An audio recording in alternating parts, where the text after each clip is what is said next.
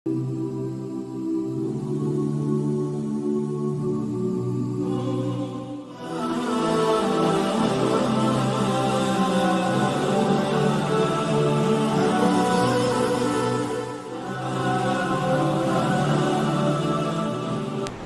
سامعین کرام، عزیزان گرامی، تمام تعریفیں اس رب کائنات کے لیے سزاوار ہیں۔ اس رب کائنات نے ہم تمام کو ایک مختصر سی زندگی دے کر دنیا میں بھیجا ہے۔ اللہ تعالیٰ کے بے شمار نعمتیں انسان پر روزانہ برستی رہتی ہیں۔ قرآن میں اللہ نے کہا وَإِن تَعُدُّوا نِعْمَةَ اللَّهِ لَا تُحْصُوهَا، اللہ کی نعمتوں کو گننا چاہو گے، شمار کرنا چاہو گے، گن نہیں سکو گے۔ لا تحصوها، شمار نہیں کر سکو گے۔ شیخ سعدی رحمت اللہ علیہ نے اپنی کتاب فارسی کی گلستان نامی کتاب میں اللہ تبارک و تعالیٰ کی نعمتوں کا تذکرہ کرتے ہوئے لکھا ہے، اگر ہمارے خیال میں یہ ہے کہ سانس ایک نعمت ہے تو شیخ سعدی نے کہا کہ غلط بات ہے۔ سانس ایک نہیں بلکہ دو نعمتیں ہیں۔ کیسے دو نعمتیں؟ اس کی تشریح فارسی میں گلستان کتاب میں شیخ سعدی نے یوں کی ہے کہ انسان کا باہر سے اندر لینا سانس، یہ ایک الگ نعمت ہے، اور اندر سے باہر چھوڑنا ایک الگ نعمت ہے۔ واقعی صحیح بات ہے، غور کریں تو یہ دو نعمتیں ہیں سانس میں، باہر سے اندر لینا، اندر سے باہر چھوڑنا، دو الگ الگ نعمتیں ہیں۔ اب یہاں تھوڑا غور کریں، سوچیں، اگر دو میں سے اگر اللہ ایک چھین کر ایک دیتا تو انسان مر جائے۔ صرف اندر لینے کی طاقت اللہ نے دی، باہر چھوڑنے کی نعمت اللہ نے چھین لی۔ تھوڑا دیکھو، پریکٹس کر کے دیکھو، خالی دیتے جاؤ، چھوڑو مت، زندہ نہیں رہ سکو گے۔ یا صرف باہر چھوڑو سانس، اندر مت لو، انسان مر جائے گا، ہلاک ہو جائے گا۔ تو یہ تھوڑا غور کرنے پر معلوم ہوا سانس میں دو نعمتیں ہیں۔ تو بے شمار نعمتیں اللہ تعالیٰ کی ہم تمام پر روزانہ برستی رہتی ہیں۔ اللہ تعالیٰ نے ہم تمام کو انسان بنایا، اشرف المخلوق بنایا، تمام مخلوقات میں ہمیں افضل و اعلیٰ و برتر بنایا۔ تمام دیگر مخلوقات کے مقابلے میں انسان کو افضل جو اللہ نے بنایا، اشرف جو بنایا، برتر جو بنایا، وہ کون سی نعمت ہے جس نعمت کی وجہ سے انسان دیگر مخلوق سے افضل بنا؟ ویسے بہت ساری نعمتیں ہیں، لیکن وہ کون سی نعمت ہے جس نعمت کی وجہ سے، جس نعمت کی بنیاد پر اللہ نے انسان کو دوسروں سے افضل بنایا؟ ہاتھی سے افضل بنایا، شیر سے افضل بنایا، بادشاہ، جنگل کا بادشاہ شیر، لیکن انسان کے مقابلے میں اس کی بھی کوئی ویلیو نہیں ہے۔ مور سے افضل، خوبصورتی میں انسان سے بھی زیادہ مور خوبصورت ہے، لیکن پھر بھی مور سے بھی زیادہ افضل انسان ہے۔ بچے پیدا کرنے کے اعتبار سے انسان سے زیادہ بچے ایک ٹائم میں کتا پیدا کرتے، لیکن تو کون سی نعمت ہے جس نعمت کی وجہ سے انسان اور مخلوق سے افضل ہوا؟ تو غور کرنے پر پورے ہم یہ کہیں گے کہ انسان اور مخلوقات سے افضل ہونے کی وجہ یہ ہے کہ دیگر مخلوقات کے مقابلے میں انسان کو فضیلت جو ملی وہ عقل سلیم کی وجہ سے ملی۔ دیگر مخلوقات کو وہ عقل سلیم اللہ نے عطا نہیں کیا جو عقل اللہ نے ہمیں دیا، انسانوں کو دیا ہے۔ جانور انہیں بھی عقل ہے لیکن مختصر عقل ہے، وہ اپنی عقل اتنی اللہ نے انہیں نہیں دی جتنی عقل کے ذریعے سے وہ کسی اور کو قابو میں پا سکے۔ انسان ہی ایک ایسا ہے، ایسی مخلوق ہے جسے اللہ نے عقل سلیم دی، جس کی وجہ سے وہ جنگل کے بادشاہ شیر کو بھی اپنے تابع کرتا ہے، دنیا کی بڑی بڑی مخلوق کو اپنے تابع کرتا ہے عقل کی وجہ سے۔ لوہا جسے اٹھانا مشکل ہے لیکن جو عقل اللہ نے انسان کو عقل دیا، اس عقل کی وجہ سے اس لوہے پر انسان نے اپنی عقل چلائی، اب وہ لوہا آسمان پہ اڑا رہا ہے انسان. تو یہ عقل ہے نعمت، یہ بہت قیمتی نعمت ہے، جس کی وجہ سے دیگر مخلوقات سے انسان افضل و اعلیٰ و برتر ہو گیا. حرام و حلال کی تمیز کرنے والا اس کی وجہ سے بنا. صحیح کیا کھانا ہے، غلط کیا ہے، وہ ساری تمیز انسان اپنی عقل کے ذریعے سے کرتا ہے. اور کسے کس طرح قابو میں لینا، یہ ساری چیزیں عقل کی وجہ سے ہوتی ہیں. اب عقل بھی دو طرح کی ہے. یہ نعمت ہے انسان کو جو اللہ نے دی ہے، اس پر تو شکریہ ادا کرنا ہے. اب ہمارے درمیان اگر ہم غور کریں، اس عقل کا استعمال لوگ انسان دو طرح سے کرتے ہیں، لہذا عقل کو دو نام دیے گئے. تھوڑا سنیں آج کا عنوان. ایک ہے عقل معاد اور ایک ہے عقل معاش. عقل معاد، عقل معاش. عقل معاد اور عقل معاش یہ دو ہیں عقل گویا کے جو انسان کو ملتی ہیں. عقل معاش یہ ہے کہ انسان نیک نہ ہونے کی وجہ سے، انسان اللہ کے قریب نہ ہونے کی وجہ سے، جو اللہ نے طاقت و قوت عقل کے ذریعے سے اسے دیا تھا، وہ اس عقل کا استعمال دنیا کمانے میں لگاتا ہے. معاش، روزی روٹی کمانے میں صرف دنیا کے حد تک اپنے عقل کا استعمال کرتا ہے. پوری عقل وہ صرف کرتا ہے دنیا میں، دنیا کے معاملات میں، دنیا کمانے میں. کیسے میں زیادہ کمانے والا بن جاؤں، کیسے میں اپنے عقل کے ذریعے سے ایک سے دو مکانات کا مالک بن جاؤں. پوری عقل جو صرف کرتا ہے، پوری عقل جو لگاتا ہے، وہ صرف دنیا کے خاطر لگاتا ہے. اس عقل کو کہیں گے عقل معاش. وہ ہمیشہ دنیا میں، دنیا کی طرف اس کی عقل رہتی ہے، اس کی سوچ صرف دنیا کی طرف جاتی ہے. اور عقل معاش ایسی عقل ہے کہ دین کے راستے سے بھی وہ دنیا ہی کمانا چاہتا ہے، وہ دین میں بھی دنیا تلاش کرتا ہے. جسے عقل معاش عطا کی گئی، وہ دین میں دین نہیں بلکہ دنیا میں دنیا سے دین تلاش کرنا تھا، لیکن دنیا سے دین تلاش کرنے کے بجائے عقل معاش والا دین میں بھی دنیا تلاش کرے گا. فار ایگزامپل، مثال کے طور پر اگر کسی سے کہا جائے کہ 5 وقت کی نماز پابندی سے پڑھ، تو نہیں پڑھے گا. اب وہ آئے گا جسے دنیا کی عقل ملی، عقل معاش ملی، وہ آ کر اگر پوچھے مولانا سے، مفتی صاحب سے، مولانا روزی میں برکت نہیں ہو رہی، جتنا کما وہ مہینہ ختم ہونے سے پہلے پیسے ختم ہو جا رہی، پیمنٹ بس نہیں ہو رہا، کیا کروں؟ اگر ہم اس سے کہیں کہ بھئی روزانہ تجھے 41 مرتبہ 11 مرتبہ ایک عمل دیے، تو یہ عمل پڑھا، یا رازق کو یا رزاق کو پڑھنا ہے. اب وہ پوچھے گا کب پڑھنا ہے مولانا؟ اس سے یوں کہیں ہر نماز کے بعد پڑھنا ہے.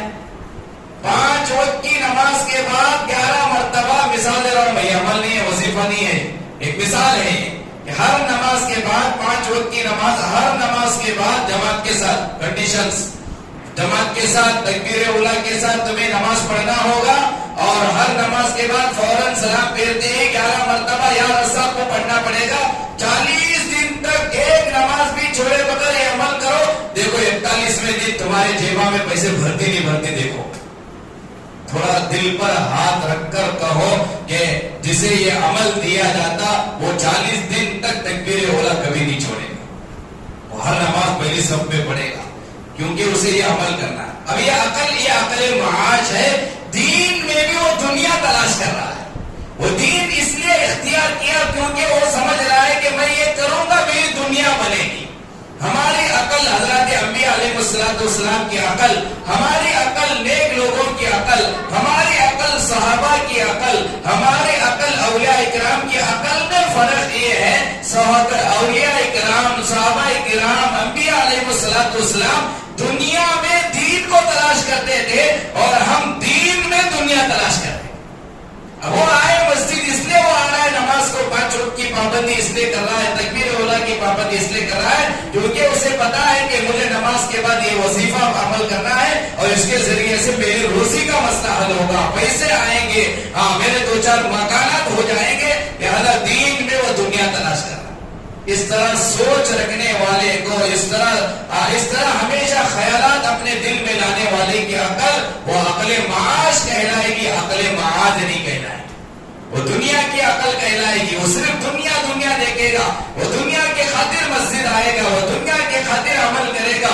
اگر اس سے یوں کہا جائے بھئی اگر 5 وقت کی نماز کے ساتھ تہجد میں تو اگر یہ عمل کرے گا، وہ تہجد بھی پڑھنا شروع کرے گا۔ کیوں؟ کیونکہ اسے وہ کمانا ہے، دنیا بنانا ہے۔ اور دوسری عقل جو اللہ کے نبی علیہ السلام کی، دیگر انبیاء کی، صحابہ کی جو ہے، اس عقل کو عقل معاد کہا جاتا ہے۔ عقل معاد کے معنی ہمیشہ آخرت کا سوچنا، اپنی عقل کو آخرت کے لیے استعمال کرنا، دنیا کی چیزوں میں دنیا کو چھوڑ کر آخرت کا فکر لانا۔ کتنی بھی دنیا کی قیمتی نعمت نظر آ جائے، بنانے والے کو نہ دیکھنا، بنانے والے کو جس نے عقل عطا کیا اللہ اس کی طرف دھیان جانا۔ ایسے عقل رکھنے والے کو کی عقل کو عقل معاش کی، عقل معاد کہا جاتا ہے۔ یہ بہت بڑی نعمت عقل کا مل جانا۔ نمبر 1 عقل کا مل جانا بڑی نعمت۔ کیوں؟ کیونکہ عقل ہی کے ذریعے سے دیگر مخلوق سے انسان افضل ہے، اعلیٰ و برتر ہے۔ دوسرا، اس عقل میں بھی عقل معاد کا مل جانا، آخرت ہمیشہ سامنے رکھنے والی عقل جو ہوگی وہ عقل یہ بڑی قیمتی نعمت ہے۔ اور اس سے آگے بڑھ کر عقل تو اللہ نے دے کر بھیجی ہے، مفت میں ملی، فری میں ملی۔ اب تھوڑی محنت کر کے ہم اس عقل کو عقل معاد بنا لیے، لیکن صرف عقل کے مل جانے پر انسان کامیاب نہیں ہوتا۔ انسان عقل مند ہے، کامیابی کی کوئی علامت نہیں ہے۔ اب کیا کرے گا وہ اپنے عقل کے ذریعے سے علم کو حاصل کرے گا۔ علم جب عقل ہے، علم نہیں ہے، بیکار ہے۔ عقل ہے، علم حاصل کرنے کے لیے محنت نہیں کر رہا، بیکار ہے۔ بچہ کتنا ہی عقل مند کیوں نہ ہو، اگر اس کے اندر ہم علم کو منتقل نہیں کریں گے، علم داخل نہیں کریں گے، پھر وہ عقل کسی کام کے نہیں آئے گی۔ وہ اپنی عقل کو غلط جگہ استعمال کرے گا، وہ اپنی عقل کو غلط کاموں میں استعمال کرے گا، کیونکہ علم نہ ہونے کی وجہ سے عقل کے ذریعے سے وہ چوری کرنے کے ہنر اختیار کرے گا، چوری کرنے کے راستے اختیار کرے گا، کیونکہ اسے ہم نے صحیح علم نہیں دیا۔ تو عقل کے مل جانے کے بعد علم دینا، عقل مند کو علم دینا۔ جب تک عقل مند کے پاس صحیح علم نہیں آئے گا، پھر اس کی عقل صحیح جگہ استعمال نہیں ہو۔ اللہ تبارک و تعالی حضرات انبیاء علیہ السلام کو جہاں عقل مند بنایا، عقل مند بنا کر چھوڑا نہیں، پھر بعد میں فوراً اللہ نے علم بھی عطا کیا۔ سارے نبیوں کی فہرست اٹھا کر آپ دیکھو، ہر نبی آپ کو عقل مند ملے گا، کوئی نبی بیوقوف نہیں ملے گا۔ یہ کتنی عقل انبیاء کو اللہ دیں گے بتائیں ہم کو؟ اس زمانے میں جس زمانے میں نبی ہوتا ہے، اس زمانے میں اس نبی سے بڑا آپ کو عقل مند کوئی نہیں ملے گا۔ اور دوسرا، جس دور میں جس زمانے میں نبی ہوتا ہے، اس نبی سے بڑھ کر علم والا، جاننے والا بھی کوئی نہیں ہوگا، کیونکہ جتنا زیادہ عقل اتنا زیادہ علم، اور جتنا زیادہ علم ہوگا وہ علم کی روشنی میں اتنا زیادہ کام کرے گا۔ علم نہیں ہے، کام کیسے کرے گا؟ مجھے کنڑ نہیں آتا، بولنے نہیں آتا، تو میں جس کنڑ والوں کے درمیان میں کیسے کام کروں گا؟ مجھے اردو نہیں آتا، مجھے جب اردو ہی نہیں آتا تو پھر میں اردو کے ذریعے سے کیسے علم حاصل کروں گا؟ اردو کی کتابوں میں جو علم پڑا ہوا ہے وہ میری زندگی میں کیسے آئے گا؟ تو عقل تو ہے، علم نہیں ہے، تب بھی وہ انسان بیکار ہے۔ حضرات انبیاء علیہ السلام کی زندگیاں اگر اٹھا کر دیکھا جائے، تاریخ کا اگر مطالعہ کیا جائے، جہاں حضرات انبیاء کو اللہ عقل سلیم عطا کیا اور فوراً اللہ علم دیا، الگ علم دیا۔ سارے نبیوں کا جن کا تذکرہ قرآن میں آیا، اللہ ان کے علم کا بھی تذکرہ کیا۔ حضرت آدم علیہ السلام اللہ نے عقل مند بنایا، عاقل بنایا، فوراً اللہ نے حضرت آدم کو علم لغت عطا کیا، ڈکشنری کا علم، علم الاسماء جسے کہا جاتا ہے عربی میں، علم لغت، علم ادب، علم الاسماء حضرت آدم کو دیا۔ وعلم آدم الاسماء كلها ثم عرضهم على الملائکہ۔ اللہ تعالیٰ نے حضرت آدم علیہ السلام کو جو فوقیت عطا کی، کیا حضرت آدم علیہ السلام کو جو برتری عطا کی، فوقیت جو اللہ نے عطا کی، اب وہ فرشتے تو کہے تھے اللہ سے اللہ کیوں پیدا کرتا؟ جا کر دنیا میں یسفک الدماء، جا کر خون بہائیں گے، فساد مچائیں گے، یفسد فی الارض، زمین میں فساد مچائیں گے، کیوں؟ تو اللہ نے کہا انی اعلم ما لا تعلمون، جو علم میرے پاس ہے جو میں جانتا ہوں تم نہیں جانتے۔ اب حضرت آدم کو پیدا کرنے کی وجہ اور حضرت آدم کو فرشتوں سے افضل بنانا تھا اللہ کو، تو کیا کیا اللہ نے؟ حضرت آدم کو علم لغت عطا کیا، علم الاسماء عطا کیا۔ اب یہ علم الاسماء جب عطا کیا، علم عطا کیا، پھر فرشتوں کے پاس ثم عرضهم علی الملائکہ، فرشتوں کے سامنے پیش کیا، فرشتوں کے سامنے حضرت آدم کھڑے ہیں۔ اب اللہ نے فرشتوں سے کہا انبئونی باسمائہا، حضرت آدم کے سامنے فرشتوں سے اللہ نے کہا یہ جو چیزیں ہیں، یہ جو سامان ہے، ان چیزوں کے نام بولو، یہ جو سامان پڑے ہوئے ہیں ان کے نام بولو۔ فرشتوں کے پاس علم نہیں تھا، فرشتوں نے کہا کہ نہیں، ان چیزوں کا نام، ان چیزوں کے نام ہمیں معلوم نہیں ہے۔ فرشتوں کے پاس علم نہیں تھا، نام بولنے سے رک گئے۔ اب اللہ نے حضرت آدم سے کہا تم بولو، تو اللہ نے دیا تھا علم، تو حضرت آدم نے ساری چیزوں کے نام بتائے، اس کا یہ نام، اس کا یہ نام، اس کا یہ نام۔ اب یہ علم کی وجہ سے حضرت آدم کو فرشتوں سے افضلیت حاصل ہو گئی، بڑے ہو گئے، کیونکہ ان کے پاس علم نہیں تھا، وہ چھوٹے ہو گئے۔ اب یہ علم والے تھے، بڑے ہو گئے۔ اب اللہ نے فرشتوں سے کہا سجدہ کرو آدم کو۔ تو علم جس کے پاس ہوگا اللہ اسے عزت کی بلندیوں پر چڑھاتے ہیں۔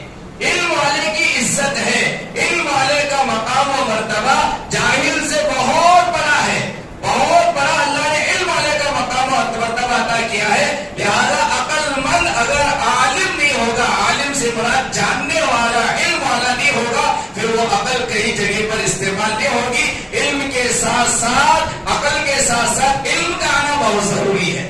یہ حضرت انبیاء کی زندگیاں ہیں۔ حضرت آدم کو علم لغت اللہ نے عطا کیا، حضرت سلیمان علیہ السلام ہم جانتے ہیں حضرت سلیمان کی حکومت انسان پر تو کیا، جنات پر، ہوا پر، پرندوں پر، چرندوں پر، درندوں پر، سب پر تھی، جنات پر بھی تھی، لیکن کیسے ملی؟ آپ تاریخ دیکھیں، تفسیر پڑھیں۔ حضرت سلیمان علیہ السلام کو اللہ نے 3 آپشن دے دے، 3 چیزیں۔ حضرت سلیمان سے اللہ نے کہا تھا اے نبی سلیمان اگر تمہیں مال و دولت چاہیے مال دے گی، نمبر 1۔ نمبر 2 اللہ نے کہا تھا تمہیں اگر حکومت چاہیے، سلطنت چاہیے، حکومت و سلطنت دے گی۔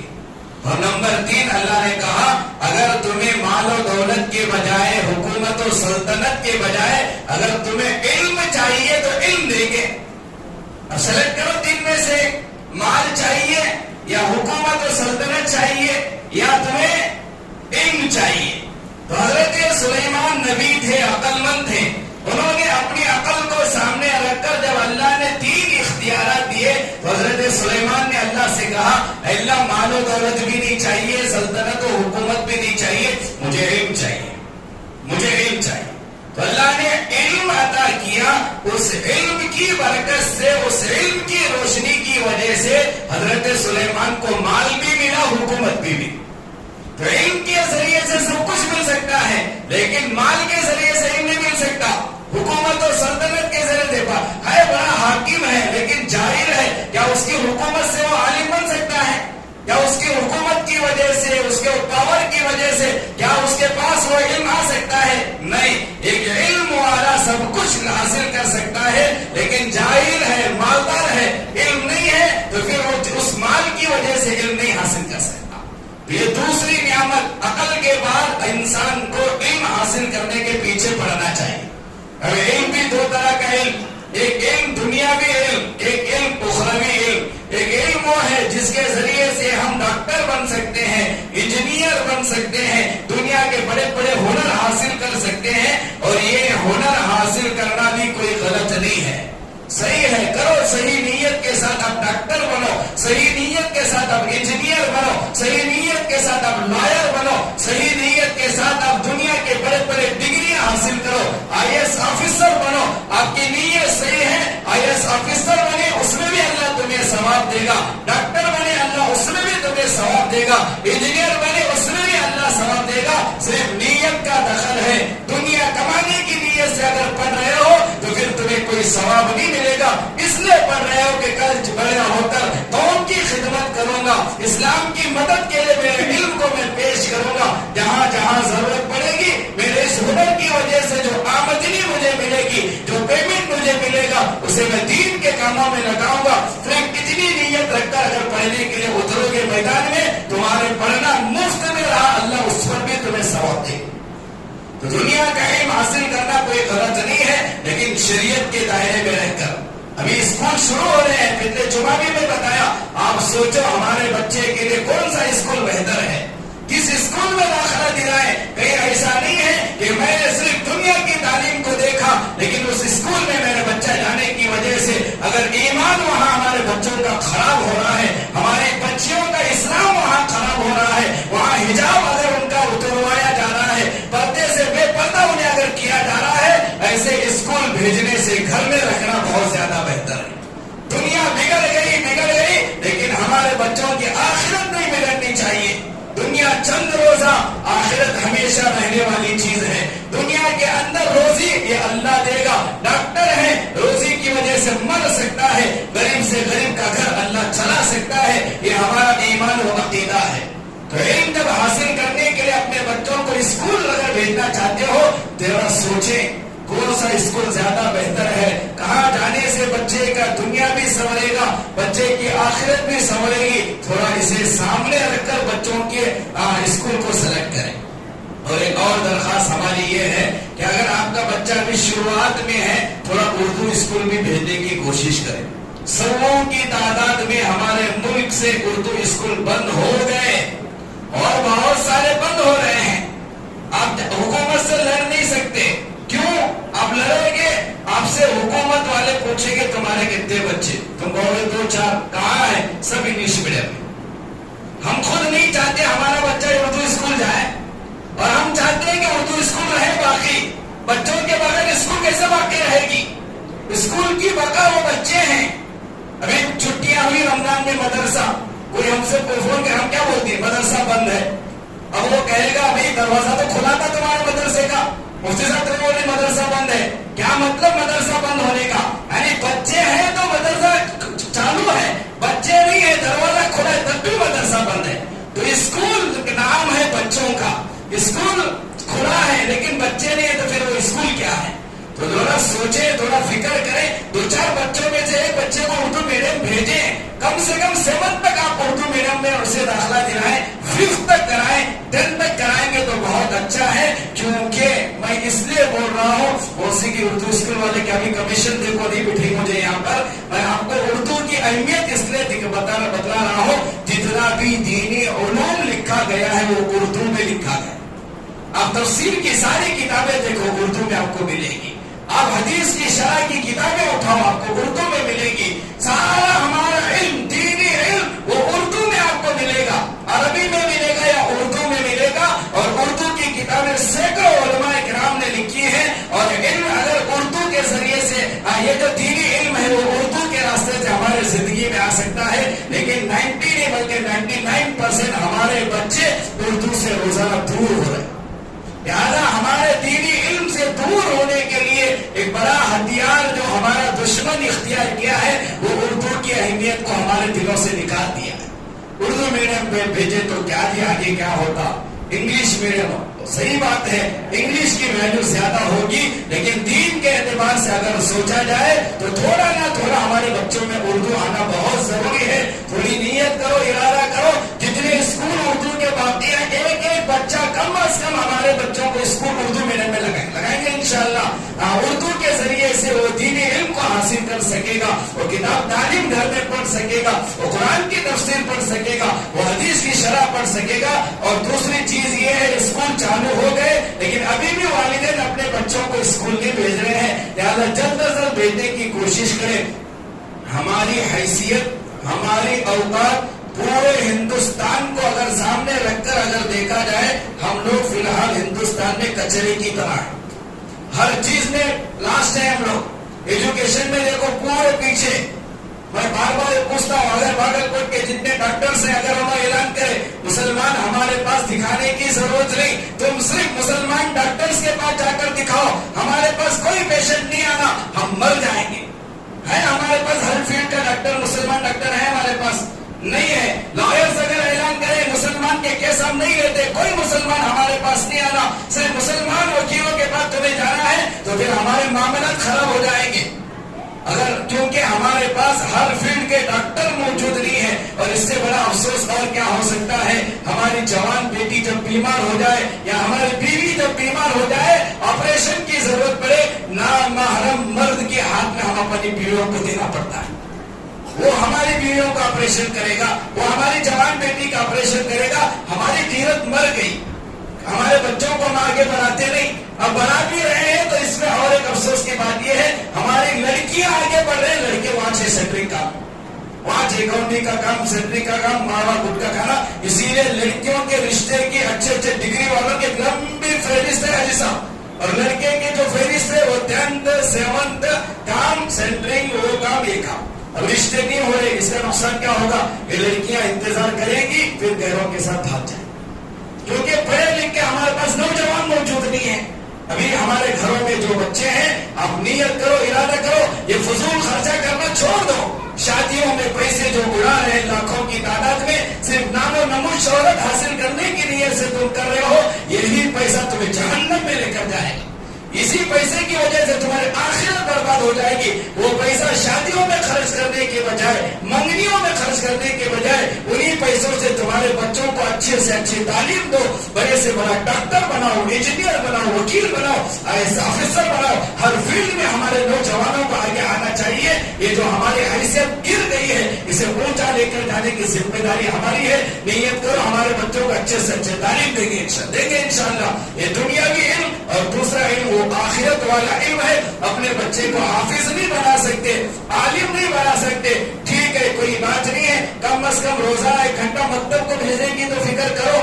اتنا بھی نہیں کر سکتے تو پھر ہمارے بچوں کا ایمان خطرے میں ہے, ہمارے بچوں کا ایمان خطرے میں ہے. کوئی گارنٹی نہیں ہے کہ وہ آگے چل کر مسلمان رہے گا کہ نہیں رہے گا. لہذا نیت و ارادہ کرو, دنیاوی تعلیم بھی اچھے سے اچھے دیں گے, اور آخرت کی تعلیم بھی اسے دیں گے, روزانہ مکتب بھیجیں گے. آپ کا بچہ عصر کے بعد فارغ ہے, ہمارے مسجد میں عصر کے بعد بھیجو. مغرب کے بعد فارغ ہے, مغرب کے بعد بھیجو. عشاء کے بعد فارغ ہے, عشاء کے بعد بھیجو. تمہارا ٹائم سیٹ کر کے بھیجو. انشاءاللہ 1 گھنٹہ 1.5 گھنٹے میں انشاءاللہ ایسی تربیت کریں گے, ایسا دینی تعلیم دیں گے, جب تمہارا انتقال ہوگا یہی مکتب کا بچہ تمہاری جنازے کی نماز پڑھائے گا انشاءاللہ. بھیجیں گے انشاءاللہ. دنیاوی